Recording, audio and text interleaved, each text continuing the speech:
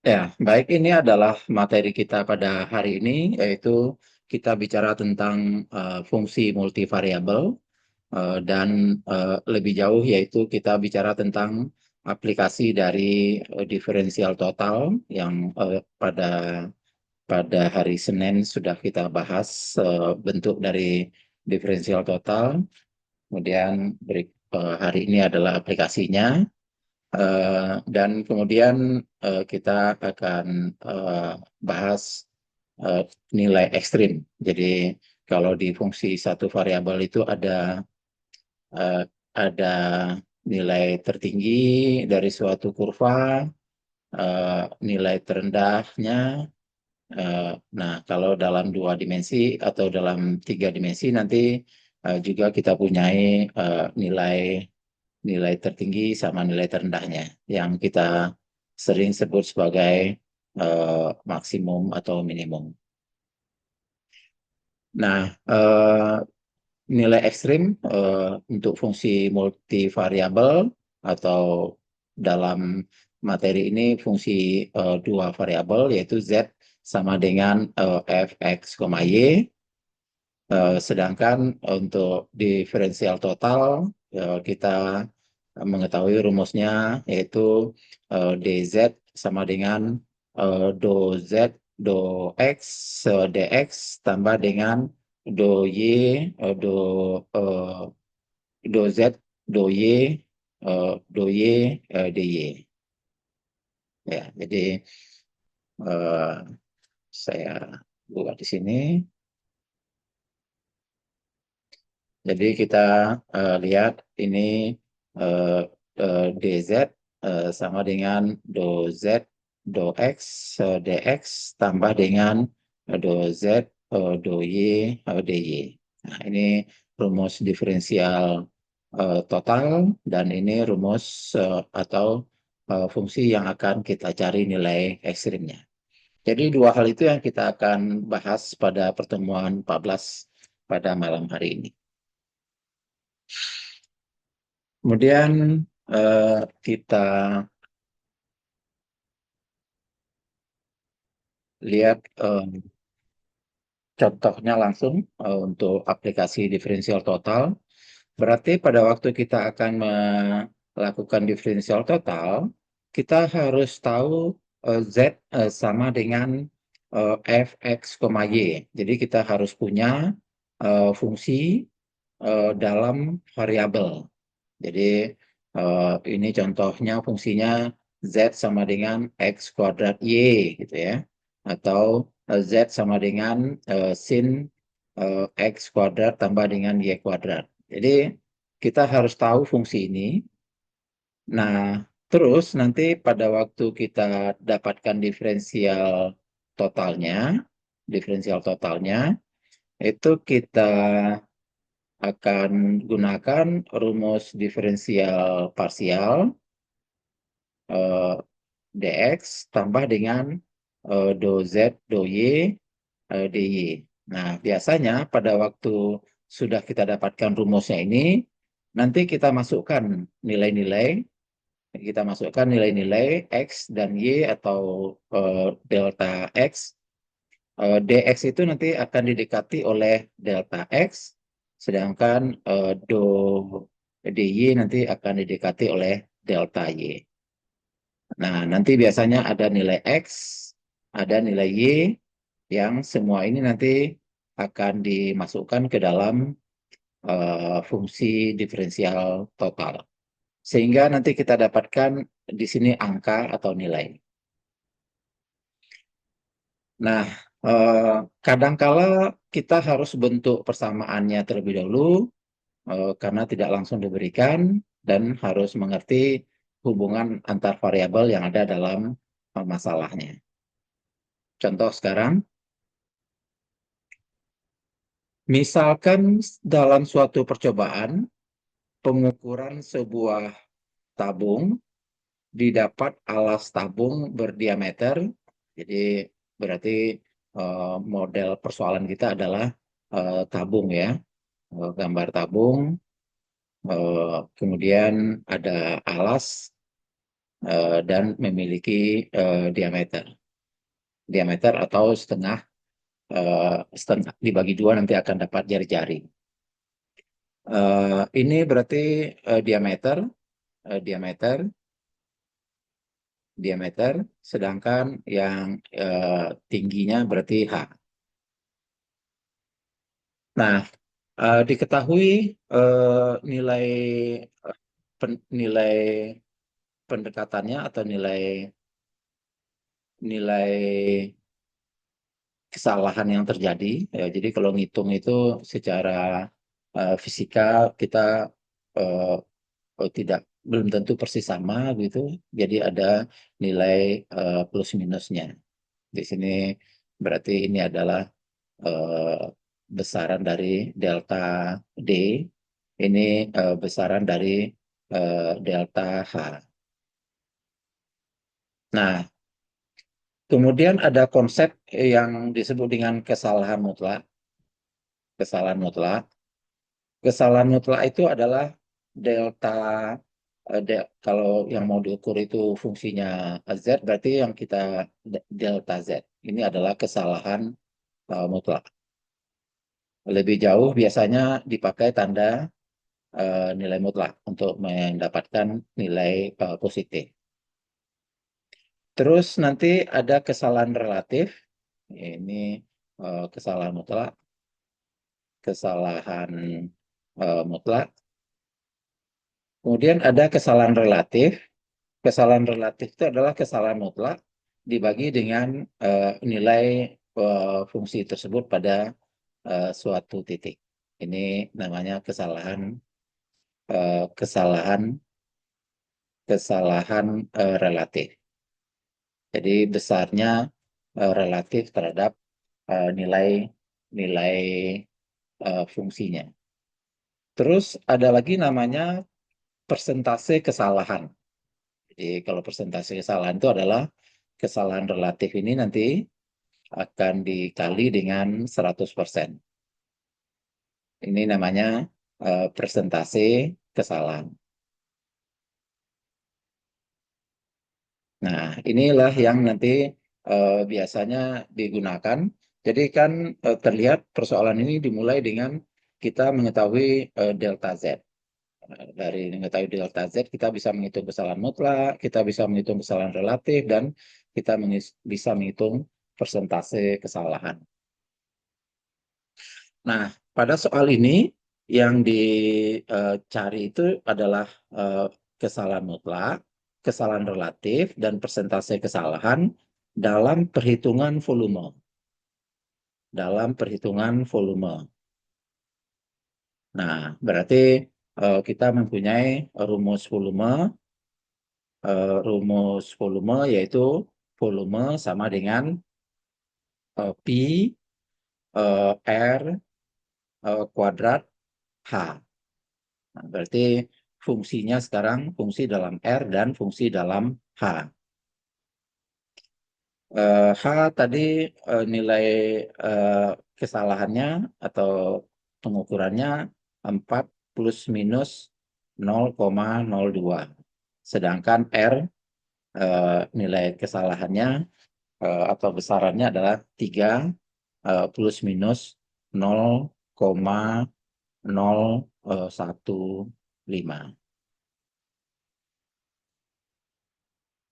Nah, berarti sekarang kalau kita mau mencari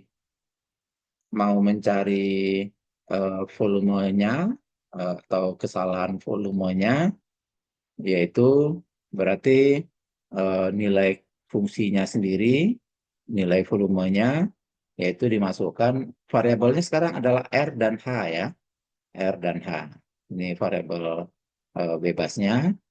Jadi fungsi V ini dalam R dan H itu rumusnya adalah Pi R kuadrat H, sehingga kalau dihitung dia pada nilai R-nya 3, nilai H-nya 4, kita akan dapatkan nanti Pi dimasukkan R-nya 3, berarti 3 kuadrat, dimasukkan H-nya 4.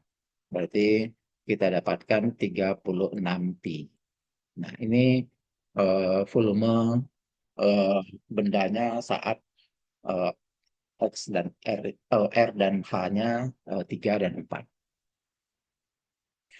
Terus eh, diferensial totalnya dV, tadi rumus diferensial total adalah do V, do R ya, karena variabelnya R dan H, dr ditambah dengan do V, do H, dH. Nah, ingat rumus diferensial total ya. Terus berarti kita hitung diferensial total. Diferensial total dari fungsi eh, yang ada, yaitu do V, do V, do R. Ini sama dengan kita turunkan rumus fungsi ini terhadap R. Jadi kita dapatkan 2 pi R H. Sedangkan do pi, do V, do Y, do V, do H, do V, do H, berarti kita turunkan terhadap H, kita dapatkan pi R kuadrat.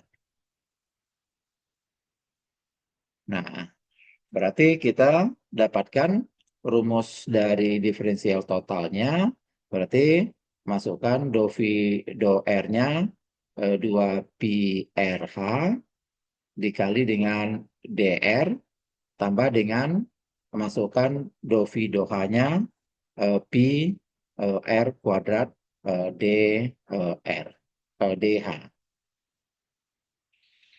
Nah, berarti mendapatkan nilai DV-nya, tinggal masukkan nilai 2, R-nya 3, H-nya 4, kemudian kesalahan R-nya 0,05, dan demikian juga ini pi R kuadrat dengan kesalahannya eh, DH. Jadi kita akan dapatkan nanti ini besarnya 2 pi, 2 pi, R-nya kita masukkan nilai 3, H-nya kita masukkan nilai 4. Jadi masuk langsung diferensial totalnya. Dikali dengan DR, tambah dengan pi, masuk nilai R kuadrat. R-nya tadi 3, berarti 3 kuadrat dikali dengan DH. Nah, DH juga kita sudah tahu ini adalah kesalahan dari R, berarti DR. Ini adalah kesalahan dari H, yaitu berarti ini adalah DH. Jadi kita akan dapatkan nanti ini berapa ini? 3 kali 4, 12 kali 2, berarti 24, 20, 24 pi dikali dengan DR-nya 0,015. Ditambah dengan ini 9 pi dikali dengan 0,002.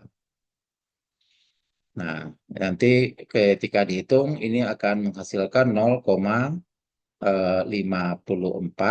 pi, satuannya adalah satuan volume. Jadi kesalahan mutlaknya yang harusnya hitungannya tadi adalah dV ya, kita dekati dengan nilai diferensial total. Fungsi V-nya diturunkan terhadap terhadap eh, terhadap terhadap R, hasilnya ini diturunkan terhadap H, hasilnya ini. Dan kemudian tinggal dimasukkan angka-angka yang ada menghasilkan 0,54 pi satuan volume. Berarti kesalahan relatif yaitu eh, di, dibagi antara dV dengan V, dan kita sudah dapatkan rumus penilainya 0,54 pi dibagi dengan V-nya sendiri adalah 36 pi. Ya, ini eh, bisa dihitung, hasilnya adalah 0,015. Itu kesalahan relatif.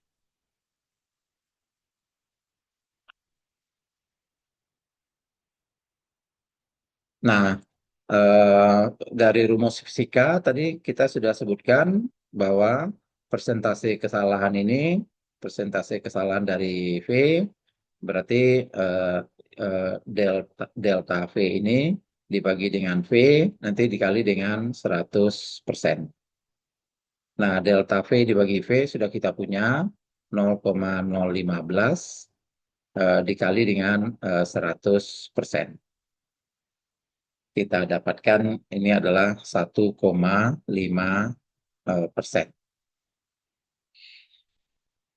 Jadi pengukurannya cukup kecil, kesalahannya eh, sebesar 1,5%. Nah, sekali lagi, eh, berarti untuk menggunakan aplikasi dari differential total, tadi sudah saya ringkas di awal, yaitu pertama kita harus tahu rumusnya,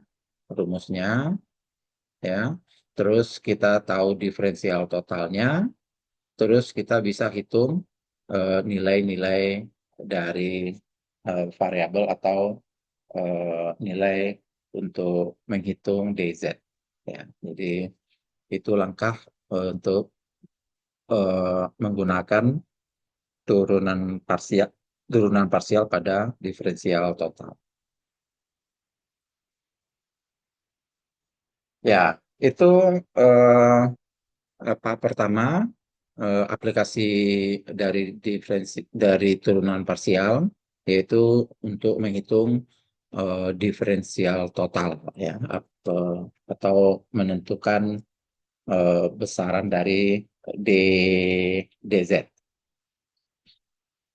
Nah, berikut ini kita akan masuk pada materi yang di awal juga sudah saya eh, bandingkan antara satu variabel dengan dua variabel. Jadi untuk satu variabel berarti kita mencari nilai terendah, nilai tertinggi gitu ya pada suatu daerah dalam dimensi satu.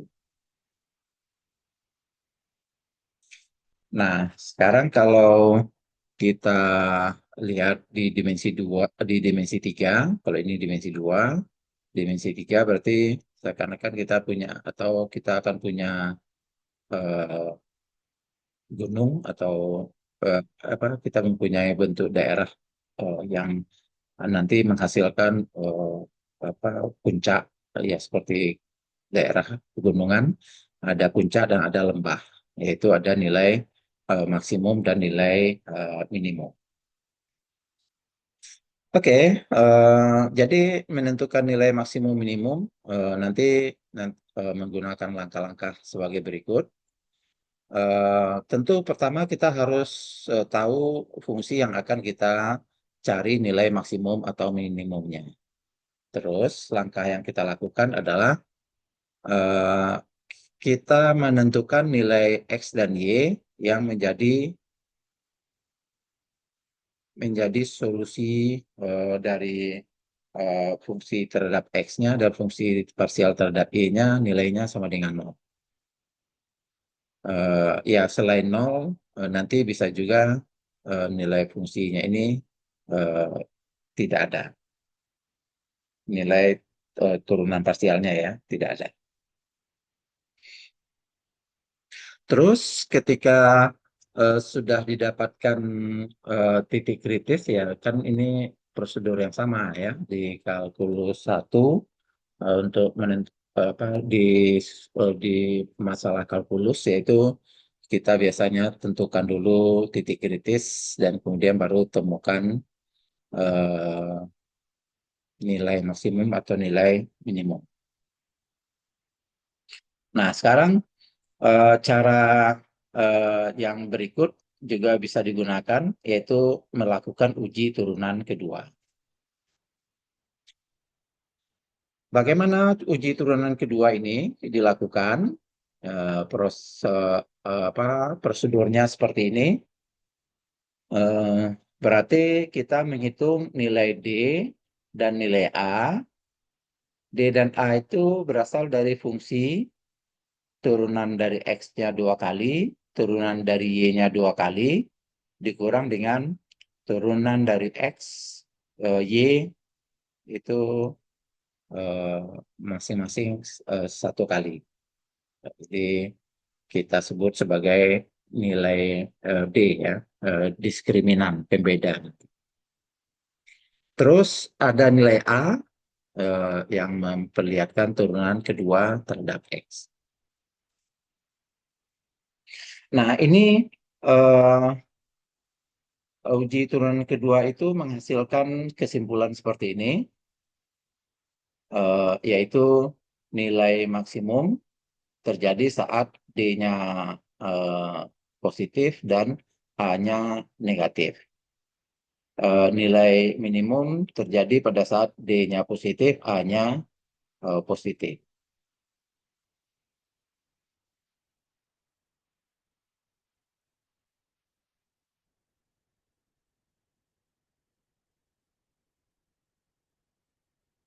Kalau dia D-nya negatif, maka dia tidak mempunyai nilai ekstrim. Dan kalau D-nya nol, eh, ya kita malah tidak punya kesimpulan. Jadi kita tahu D sama dengan nol itu berarti ya nggak tahu apakah dia minimum lokal, maksimum lokal, atau dia bukan titik ekstrim gitu, nggak tahu. Masih harus dicek lebih lanjut dengan metode lain. Nah, lagi-lagi pada uji turunan kedua ini berarti kita harus tahu fungsi dua variabelnya atau fungsi multivariabelnya. Terus kita harus tahu fx, harus tahu fy, terus harus tahu xx, eh, kemudian eh, fxy ya. Terus ada juga dari turunan dari KY ini. Berarti nanti kita dapatkan FYX dan FYY. Nah, jadi untuk menentukan uji turunan kedua, kita menggunakan kesimpulan empat buah ini dan nilai-nilai dari turunan pertama dan turunan kedua dari fungsi implisit. Oke, kita lihat contoh, yaitu fx-nya, berarti kita saya beri warna berbeda supaya tidak bosan.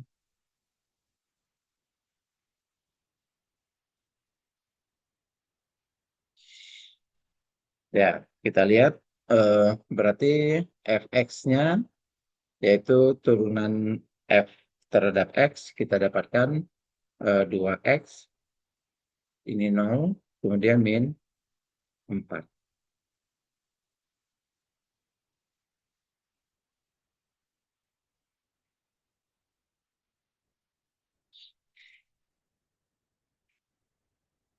Kalau fy-nya apa ini?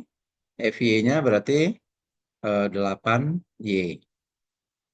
Terus ini nanti terbagi dua, yaitu fxx, ya artinya fx ini kita turunkan lagi terhadap x, berarti kita peroleh angka 2, f xy, berarti kita turun fy, fxy gitu ya, fxy, berarti diturunkan ini sekarang terhadap y.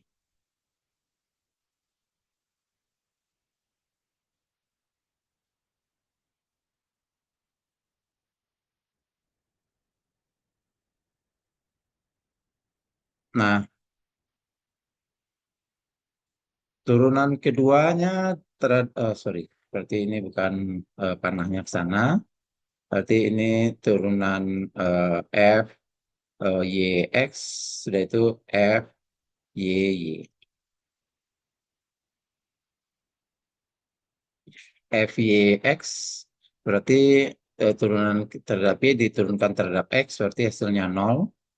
Ini F Y Y diturunkan terhadap Y, hasilnya 8.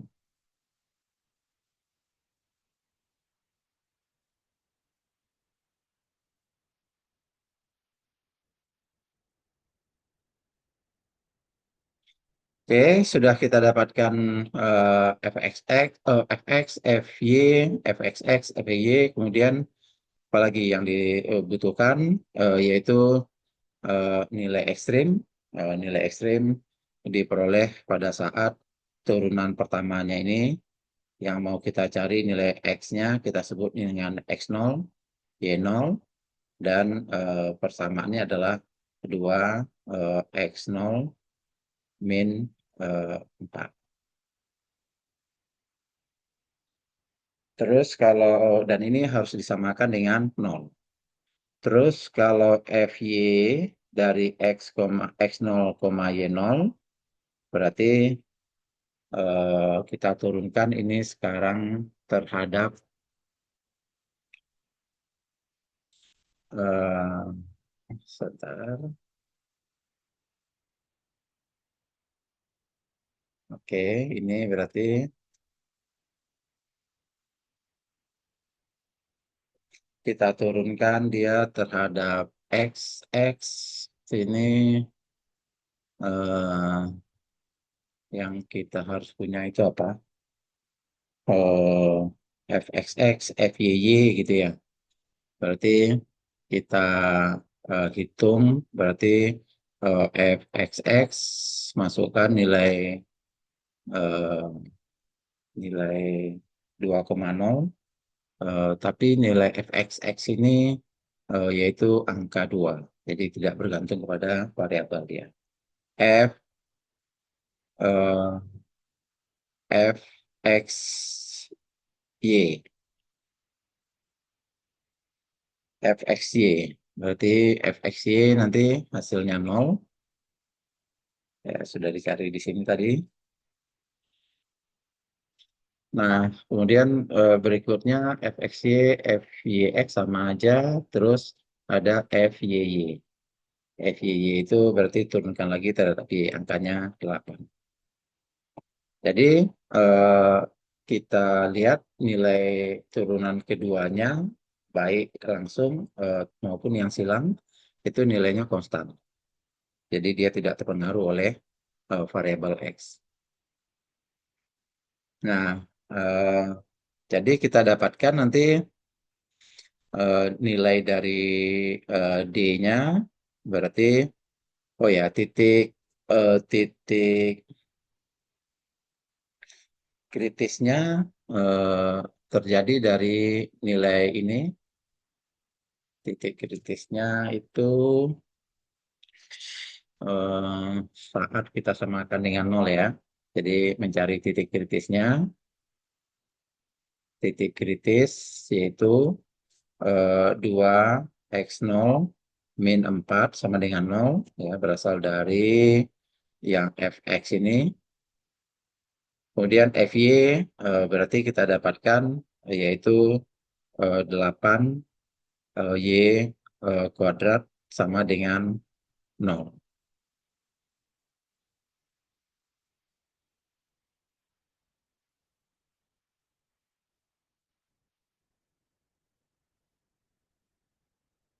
Nah, sudah dapat titik kritis, sudah dapat sistem persamaan ini, berarti kita selesaikan. Nanti persamaan ini kan 2 x0 min 4, berarti x0-nya sama dengan 2. Ini juga x0 ya, sini harusnya. Berarti kita dapatkan nanti y0-nya sama dengan 0.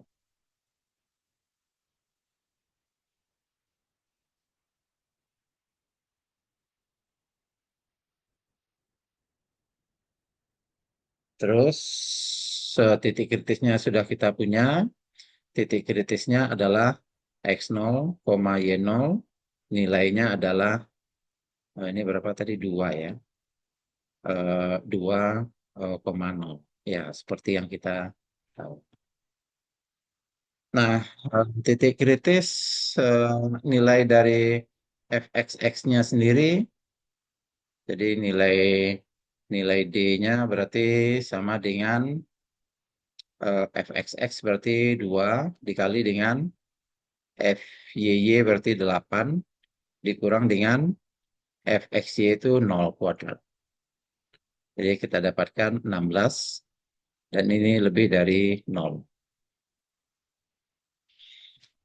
Sedangkan A-nya yaitu f xx dan nilai A-nya fxx ini nilainya 2 tentu positif juga. Nah, kesimpulannya apa ini? Kalau D-nya positif, A-nya positif, berarti kita peroleh nilai minimum ya. Jadi kesimpulannya dari dua ini diperoleh nilai nilai minimum minimum untuk angka 2 untuk eh, fxx ya. Minimal nilai minimum untuk fx.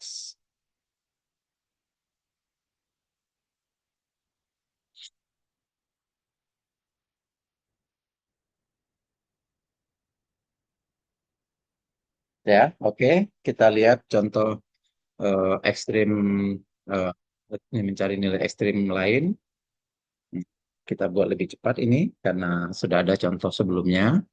Berarti yang perlu kita cari adalah turunan pertamanya, turunan pertamanya fx berarti 3x kuadrat tambah dengan 9y. Kemudian fx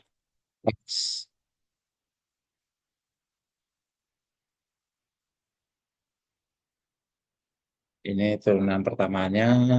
Hmm, oke, saya hapus dulu ya. Jadi turunan pertamanya ini dibuat sama dengan 0, terus turunan, terus nanti nilai dari Fy, turunan parsial terhadap Y, hasilnya min 3Y kuadrat, ditambah ditambah dengan 8X, 9X. Nah, berarti kita ada bentuk mencari ini, eh, penyelesaian ini nanti menghasilkan titik kritis ya. Jadi langkahnya sesudah dilakukan turunan pertama kedua, parsial kedua, parsial pertama terhadap X dan parsial pertama terhadap Y, dicari solusinya. Kemudian dimasukkan. Sekarang bagaimana mencari solusinya? Solusinya bisa pakai yang ini, berarti diselesaikan X dalam Y, berarti kita dapatkan X sama dengan sepertiga Y kuadrat. Terus kita masukkan ke dalam persamaan pertama, berarti 3 sepertiga Y kuadrat dikuadratkan tambah dengan 9Y sama dengan 0. Ini menjadi sepersembilan kali 3 berarti sepertiga Y pangkat 4 tambah dengan 9 Y sama dengan 0. Kita samakan penyebut, angka tiganya berarti nanti akan kita dapatkan Y per 4 tambah dengan 27Y dibagi 3 sama dengan 0. kalikan ke kanan, kita dapatkan Y pangkat 4 tambah dengan 27Y sama dengan 0. Faktorkan Y pangkat 3 tambah dengan 27 sama dengan 0. Kemudian apalagi yang bisa kita faktorkan? Y pangkat 3 tambah 27 itu faktornya dengan cara ini ya, cara eh, metodenya seperti ini. Ini nilai koefisien dari Y pangkat 3. Y pangkat 3 itu 1, Y kuadrat 0, Y sendiri 0, ini 27. Masukkan angka 3, 3 kita ambil faktor dari 27 itu ada 3, min 3, 9, min 9, eh, dan kita masukkan angka min 3 mungkin, 3, nanti kalau salah kita ulang lagi. Ini eh, 3, 3, 1 kalikan 3, 1 kali 3 taruh sini, jumlahkan 3, nanti kalikan 3, kemudian eh, jumlahkan, oh, oke, berarti harus minus ya. Minus kali minus, ini minus, kalikan ini menjadi 9, ini menjadi turun jumlahkan 9, kalikan 3 berarti min 27. Dan ini menghasilkan nilai 0. Jadi nanti yang menjadi faktornya X min 3, yaitu berasal dari Y plus 3, dikali dengan ini adalah sisa yang diperoleh, hasil baginya, yaitu X kuadrat min 3X tambah dengan 9.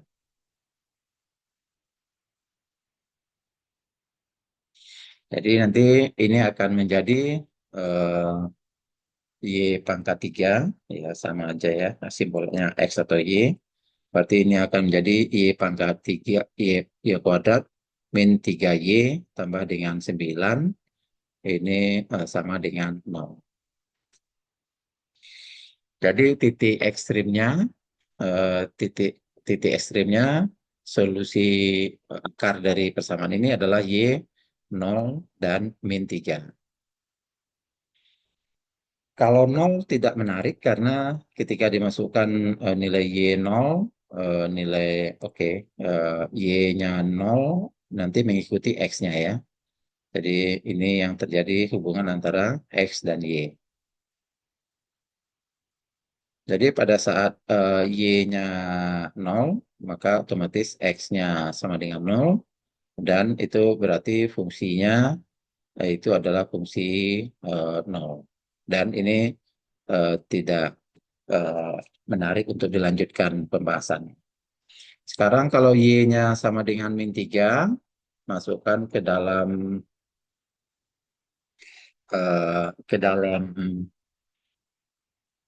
X-nya, ya, diperoleh X-nya nanti sama dengan sepertiga kali dengan min 3 kuadrat. Jadi kita dapatkan nanti F dimasukkan eh, X-nya ini berapa ini? X-nya berarti 9 bagi 3 berarti 3. Berarti fungsinya dimasukkan nilai 3 dan nilai min 3. Kita dapatkan berarti eh, oke, titik titik kritisnya, titik kritis dulu ya.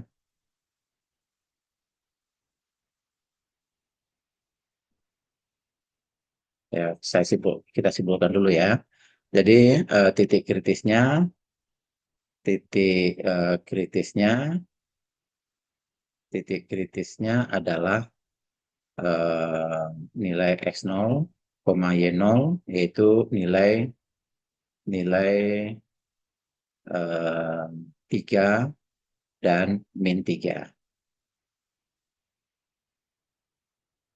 Nah, nanti nilai titik kritis ini nanti akan dimasukkan ke dalam, tidak ada coret-coretan ya. Oh, di bawah ada sedikit. Kemudian titik kritis ini nanti kita masukkan untuk menghitung F F X X.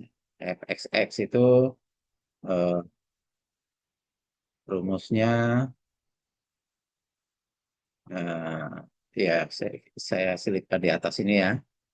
F X X berarti turunan dari F ini terhadap X kita peroleh 6X, sedangkan F XY berarti X ini diturunkan terhadap Y hasilnya 9. Kemudian F YY ini hasilnya Y diturunkan lagi terhadap Y dapatkan min 6Y. Berarti kita peroleh yaitu nilai dari nilai dari D-nya, D-nya sama dengan fxx kali dengan FYY, berarti min 36 XY, berarti ini sama dengan 6X, 6X dikali dengan min 6Y dikurang dengan 9 kuadrat. Jadi nilai D-nya saya taruh di sini, D-nya berarti min 36 XY min 81. Masukkan nilai X-nya berapa tadi? 3, Y-nya min 3, berarti min 36 kali 3 kali min 3, kemudian kurang dengan 81. Berapa ini? 9.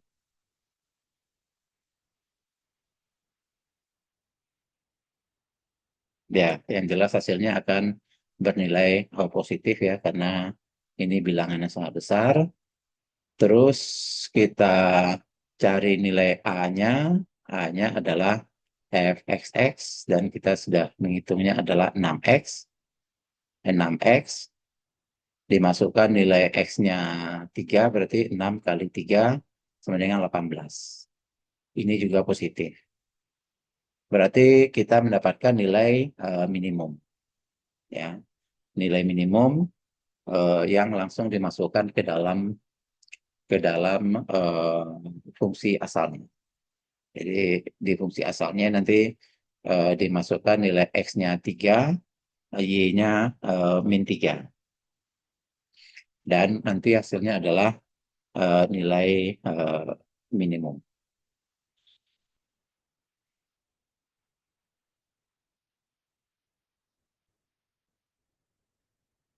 Nah, jadi kalau masalah maksimum minimumnya itu belum ada fungsinya, ya tentu harus dibentuk dulu fungsi.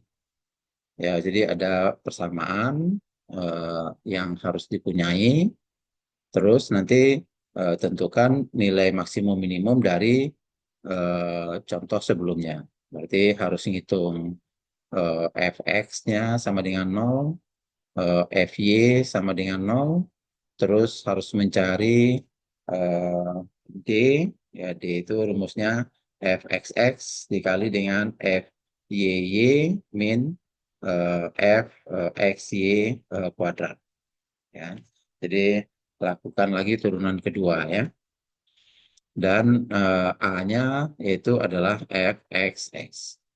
Nah, ini perlu dicek untuk menyatakan dia maksimum atau minimum. Jadi fungsi Z sama dengan fx, y itu sudah harus diketahui sebelum kita mencari masalah maksimum minimum.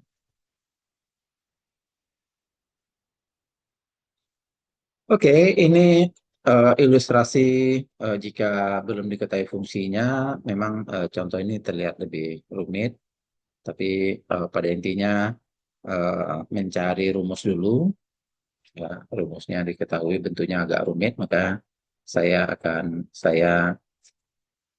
abaikan ya. Maksudnya eh, tidak didetailkan ya.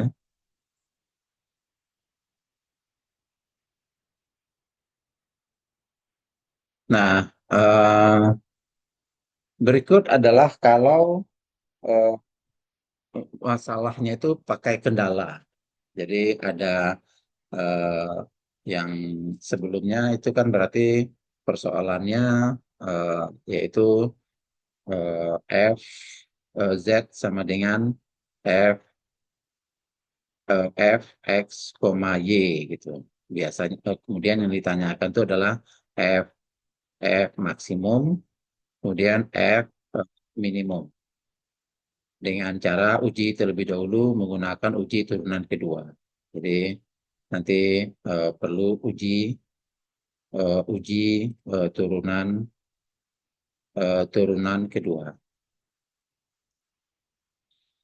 Nah, eh, sekarang kita masuk pada fungsinya itu nanti ada diketahui yang kemudian disebut sebagai fungsi utama. Ini fungsi utama. Nah, kemudian ada kendala yang didapatkan. Jadi ada persamaan nanti persamaan dari G, X, Y, Z sama dengan misalkan nilai persantar. Nah, adanya fungsi baru ini yang disebut dengan fungsi kendala.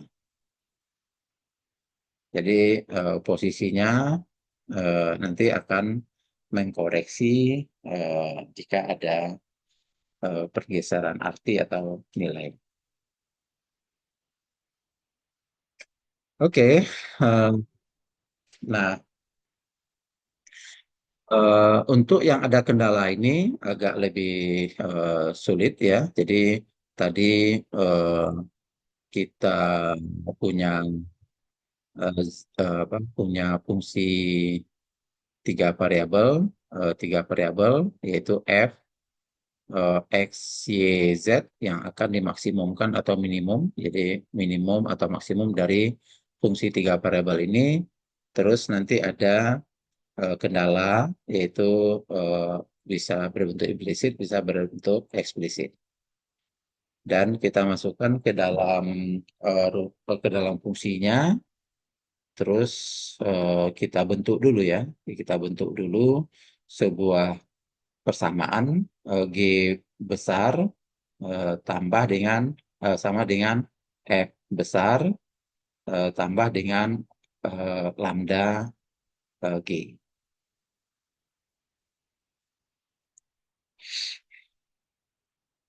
Nah, untuk persoalan yang eh, punya kendala seperti ini, maka kita menggunakan langkah-langkah yang disebut sebagai persamaan Lagrange. Jadi ini adalah persamaan Lagrange ya dengan nilainya sama dengan apa digunakan untuk menghitung maksimum minimum.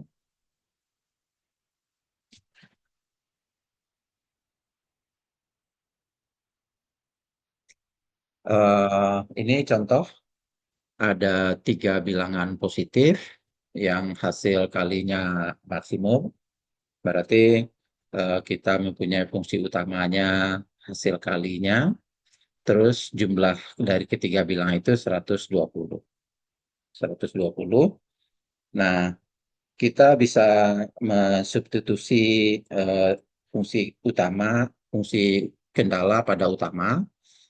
Bisa kita pakai X sama dengan 120 min X min Y atau bisa juga Y yang kita pakai. Jadi tergantung dari kita menggunakan rumus secara konsisten bentuk apa Z nanti berarti 120 min X min Y.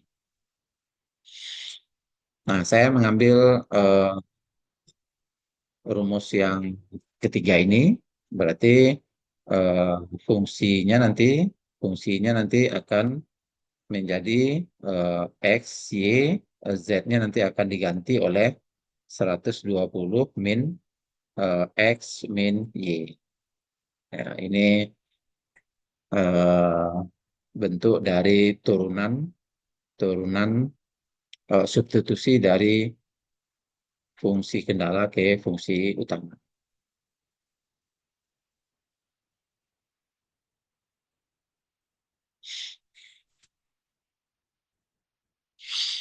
Nah, sesudah dapat fungsi Z, apa variabel Z-nya diganti, berarti ini fungsi sekarang berubah menjadi fungsi dua variabel yang kita akan akan tentukan maksimum.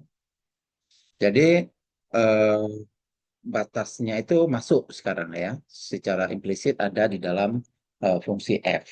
Nah, variabelnya tinggal dua, dan kita berarti menggunakan rumus yang sudah ada sebelumnya atau prosedur untuk mendapatkan maksimum yang ada sebelumnya.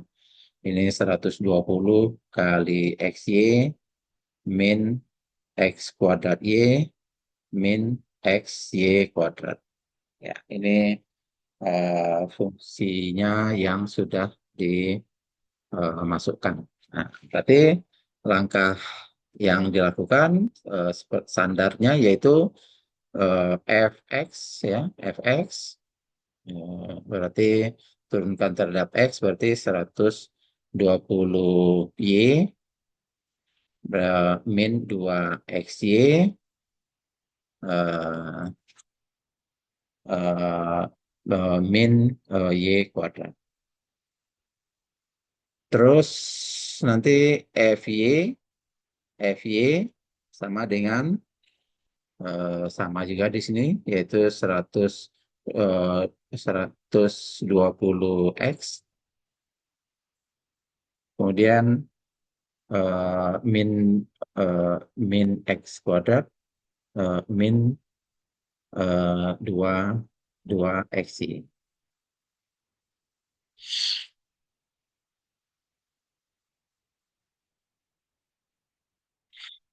Nah, nanti setelah disubstitusi, setelah dicari nilai maksimum minimumnya, nanti ini kan baru disamakan dengan nol ya, samakan dengan nol, samakan dengan nol untuk mendapatkan dari sini nanti yaitu x0 dan y0. Nah, sedangkan turunan parsial keduanya tetap bisa dijalankan. Eh, dengan substitusi tadi, eh, ini sudah disebutkan, yaitu kita punya fungsi fungsi utamanya sekarang Z-nya sudah diganti, ini turunannya terhadap X, ini turunannya terhadap Y, kemudian ketika kita selesaikan, kita peroleh nilai XY-nya sama 40, nilai Z-nya adalah 40 juga.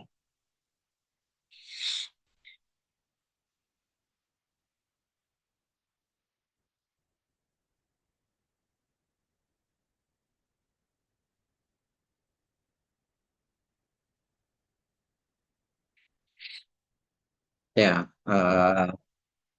saya simpulkan sampai sejauh ini ya, eh, materi ya soal ini nanti bisa diselesaikan dan hasilnya adalah X sama dengan Y sama dengan Z sama dengan 40. Terus ini latihan-latihannya, latihan-latihannya eh, fungsi yang ini ya sama seperti sebelumnya di slide sebelumnya. Ini untuk menentukan maksimum minimum tadi kan adalah caranya yaitu cari ZX ya. ZX itu hasilnya adalah 6X min 2Y dan ini disamakan dengan nol. Terus ZY turunannya terhadap Y berarti min 2X tambah dengan 2Y sama dengan nol. Dari sini nanti dicari penyelesaian X-nya berapa, X-nya berapa, Y-nya nanti berapa. Terus sudah dapat X dan Y-nya ini, kemudian masukkan ke dalam nilai D, yaitu F X X, F Y Y min F X Y kuadrat. Sedangkan A-nya tetap yaitu F X atau F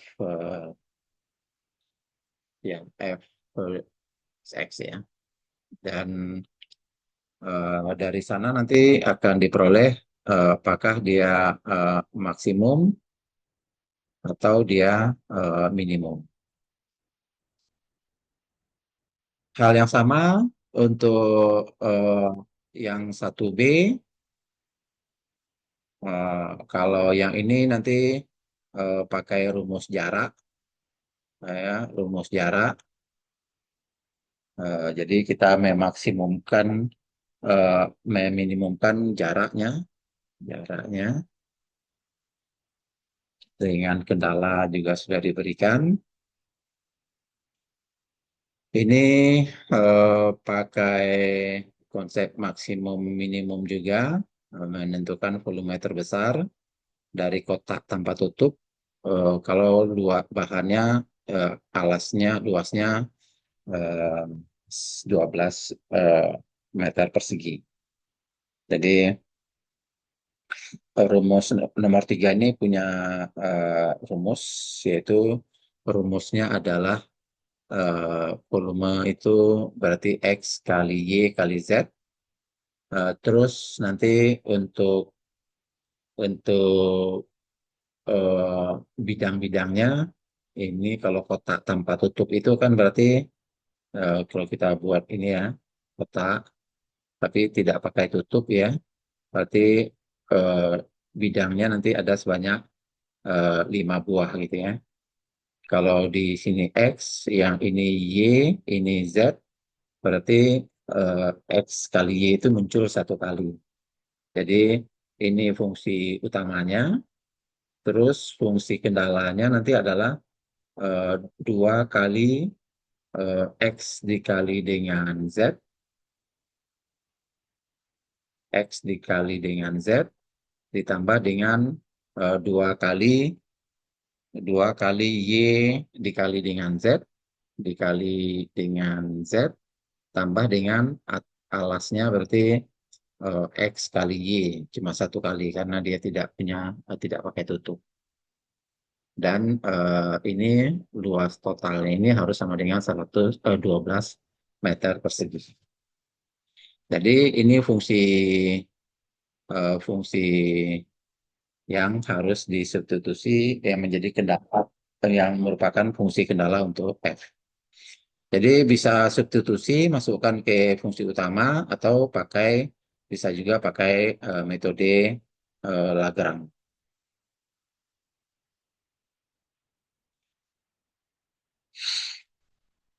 Kemudian yang nomor 5 ini eh, bentuknya balok ya, balok berarti ada lebar lebar tinggi dan panjang ya. Berarti ini panjangnya 20, ini berarti P, ini lebarnya 15 berarti L, ini tingginya 10 berarti T. Jadi volumenya adalah P kali L kali T. Kemudian fungsi eh, nilai yang dihitung di sini adalah menghitung DV, DV, kemudian DV dibagi dengan V, kemudian DV dibagi dengan V dikali dengan 100%. Ini prosedurnya, sedangkan diferensial totalnya adalah DV sama dengan turunan dari partial dari V terhadap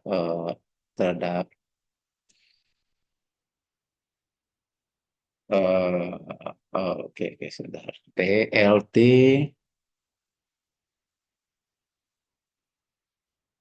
Oke.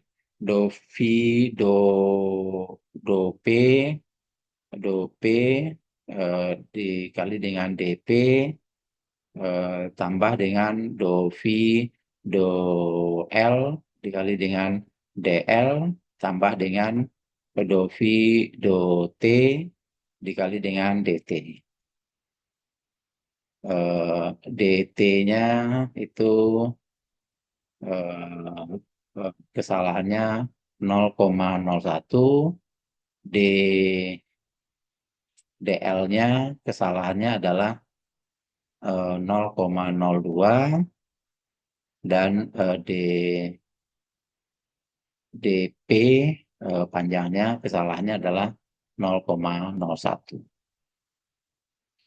Ya, tentu nanti semakin banyak variabel maka eh, dari sukunya juga semakin panjang.